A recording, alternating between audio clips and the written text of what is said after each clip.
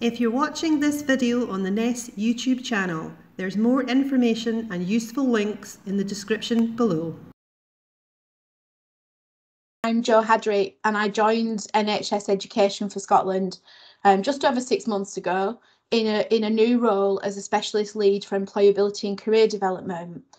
So what that means for me is that I get to dabble in and support the organisation in reaching out to young people, to bring more young people into our workforce, also to bring more people generally from diverse backgrounds into our workforce as we go forward. So I am new to NES, I'm new to the NHS, but I've got 20 plus years supporting young adults who are furthest from the labour market in particular. I more recently spent 8 years at Edinburgh Napier University supporting graduates with their career thinking, their career progression, and in that got involved with some of my NHS colleagues to present opportunities to young people to learn more about some of the roles in the NHS. Today, I want to start a conversation and we'll offer some context about the why of this session and then get your thoughts on what we perhaps can do to help. So I know that some of the things that I'm talking about have lots of resources available on Turas and won't be new to you. But in the 30 minutes we're together today, I thought I'd share some of my learning and refresh our thinking on what we know can help young people who are joining our workforce. And having started to explore apprenticeships and bringing young people into the workforce, I think I will use, if it's okay with you, the language of young people more generally to represent what we have mentioned in the title of this, which was Apprentices, Interns and Trainees. So very much about bringing young people into the workforce. And in terms of using the language of the Scottish Government and the Young Persons Guarantee, young people are those under the age of 25. So setting some context, we know we're the largest employer in the community and we know there's a strong link between good work and health. We're committed to helping young people to join our workforce as an organisation. So although young people are currently in a minority in our workforce, we will see an increasing number of young people and young adults joining us as apprentices and in our workforce generally.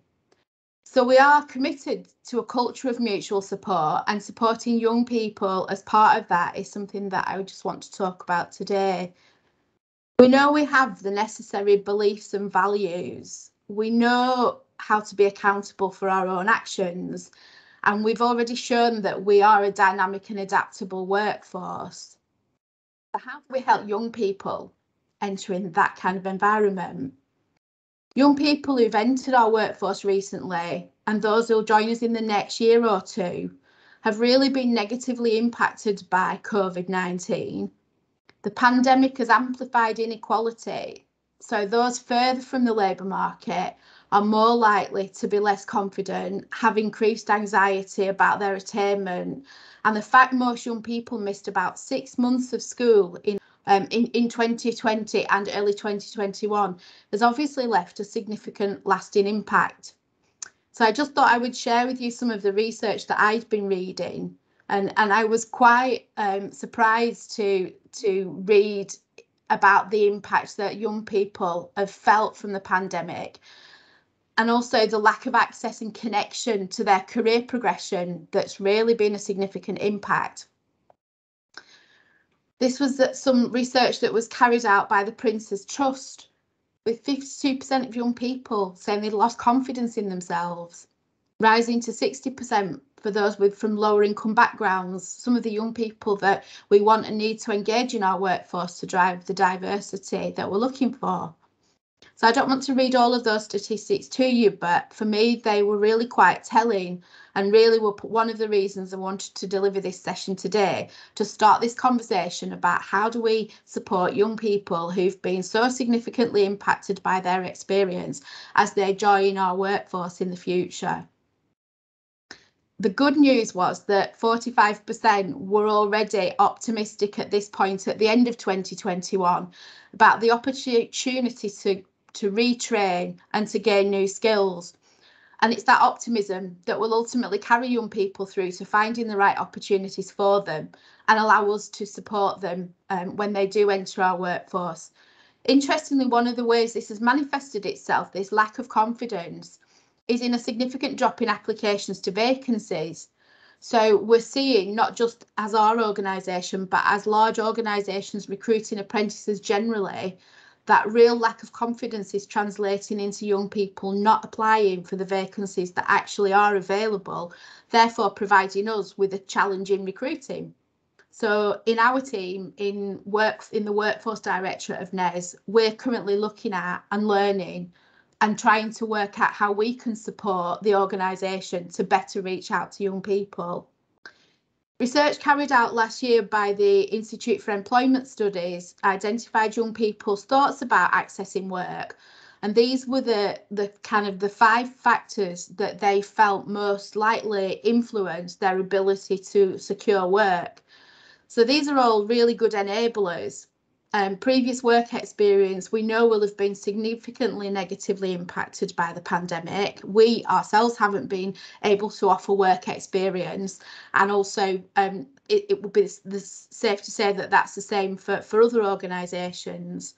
There's also an element of knowing the right people, and young people furthest from the labour market tend not to have those connections with others that facilitate their access. So when we do get back to offering opportunity, it's important that we continue to strive to be an organisation that offers an equity of access for young people to opportunities. Young people are also concerned about the qualifications they've achieved, or perhaps the lack of them. The level of attainment that's been impacted by the pandemic is one of the things that's causing that lack of confidence in young people. They're not confident about having the right skills. And although there is an availability of jobs, young people aren't applying for them.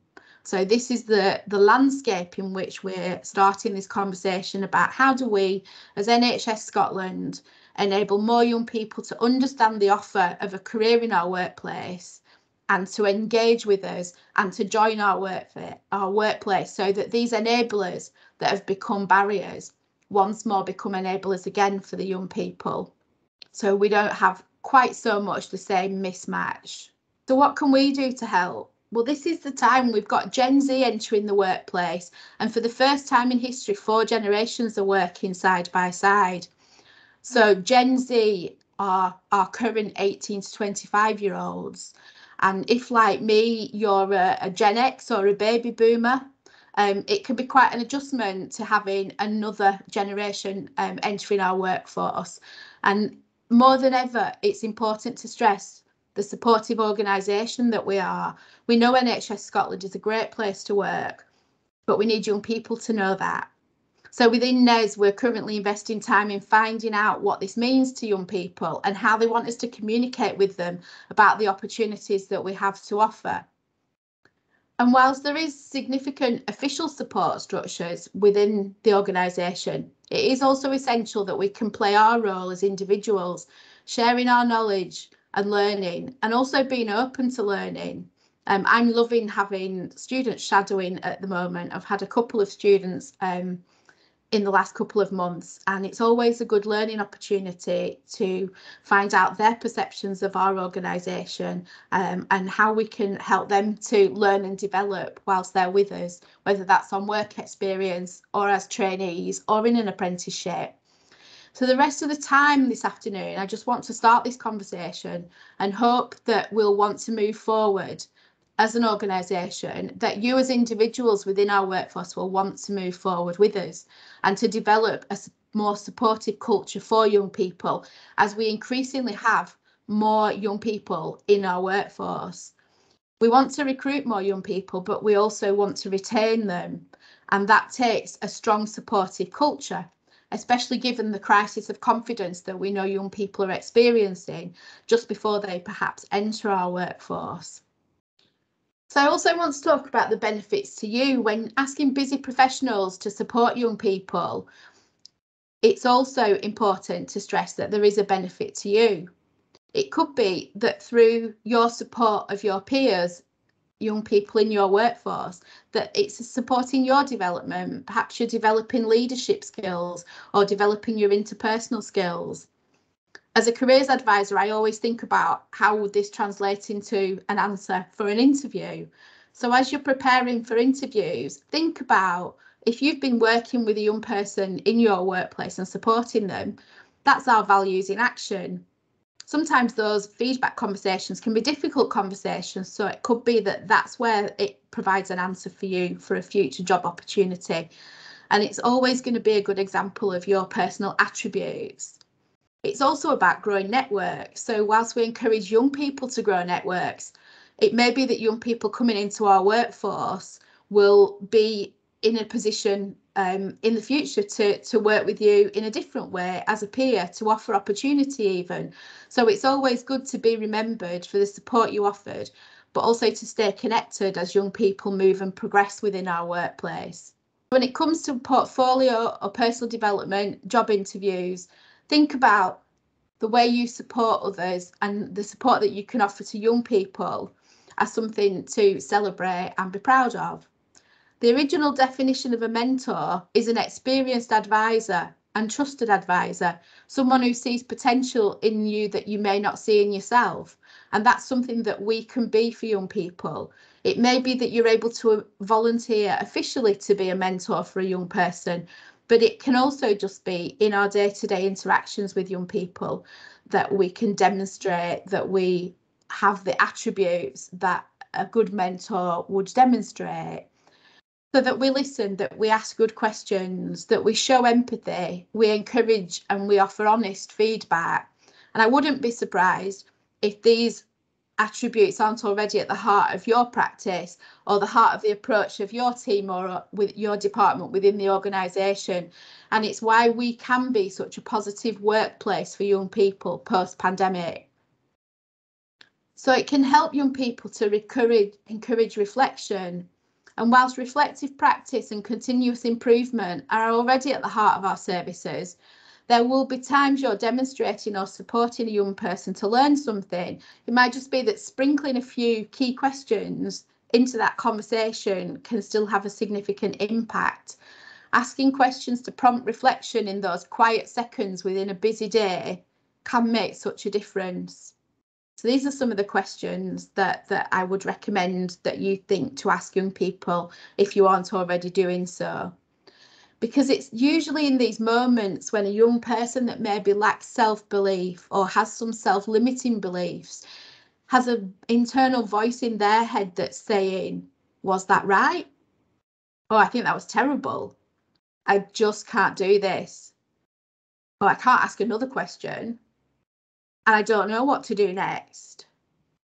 So your simple question and the conversation that prompts can really help young people to still that voice, which is not always their friend, in these moments, and really make a difference to young people and how supported they feel. It's also about encouraging progression, asking young people questions about, do they understand the knowledge to gain, the skills to develop, the experience that they need to generate, the behaviours that they'll need to demonstrate if they want to move to the next level or to secure the next opportunity. And also to stress to them that it's important to grow their network. So who do you know that might offer a new and useful perspective for them? You might already be able to introduce them to somebody within the organisation that can add to their experience.